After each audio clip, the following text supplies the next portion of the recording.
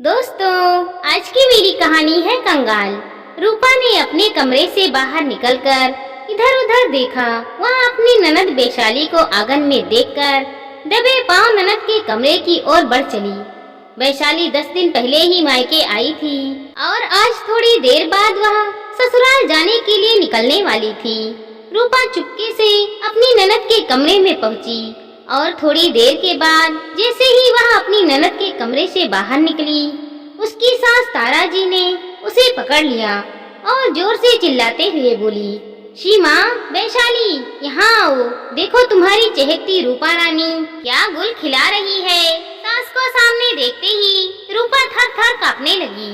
उसकी सास उसे पसंद नहीं करती थी क्योंकि एक तो वह गरीब परिवार से थी, ऊपर से देखने में भी वो ज्यादा खूबसूरत नहीं थी। तारा जी तो इस रिश्ते के सख्त खिलाफ थी, लेकिन उनके पति को घर की बहू रूपा में रूपा ही सही लगती थी। इसीलिए पति के मर्जी के आगे तारा जी की एक भी ना चलती थी। उनके पति अभी वैशाली के लिए कुछ फल और मिठाइयाँ लेने के लिए बाजार गए हुए थे और तभी तारा जी ने घर में हंगामा खड़ा कर दिया था। समीर और वैशाली भागते हुए वहाँ पर आए तो तारा जी चिल्लाते हुए बोली, ये मेरी बेटी के गहने चुरा रही थी। मेरी आहट पाते ही ये गहनों का बक्सा छोड़कर बाहर निकल गई और तभी मैंने इसे रंगे हाथों पकड़ लिया। इस कंगाल घर की बेटी ने आखिर अपना रंग दिखा ही दिया। उसकी ननद वैशाली हैरान रह गई कि उसकी भाभी चोरी कैसे कर सकती है।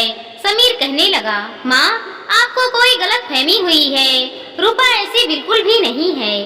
तारा जी कहने लगी, तो पूछ, ये मेरी बेटी के गहनों का बक्सा क्यों खोल रही थी। रूपा रोते हुए कहने लगी, मम्मी जी, परसों हम दोनों बाजार गए थे तो दीदी को सुनार की दुकान पर एक झुमका पसंद आ गया, लेकिन उस समय हमारे पास रुपए नहीं थे और दीदी ने भी उस झुमके की कीमत देखकर कह दिया कि रहने देते हैं। वैसे भी मेरे पास बहुत सारे झुमके पड़े हुए हैं।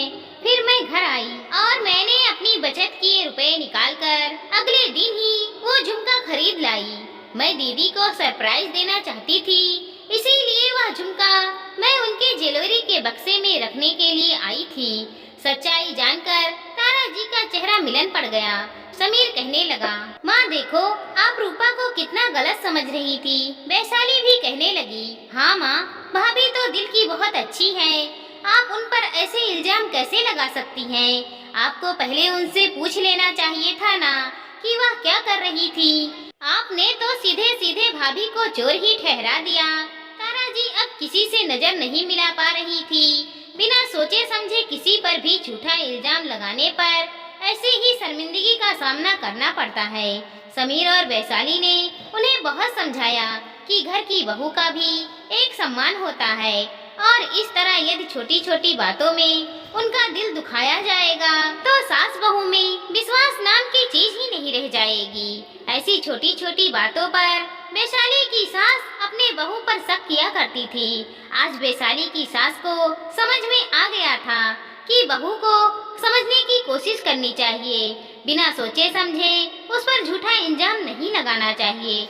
दोस्तों, हमारी इस छोटी सी कहानी को लाइक करें, शेयर करें और चैनल पर नए हैं तो सब्सक्राइब करें। साथ ही साथ मिलते हैं अगले वीडियो के साथ। तब तक के लिए धन्यवाद दोस्तों।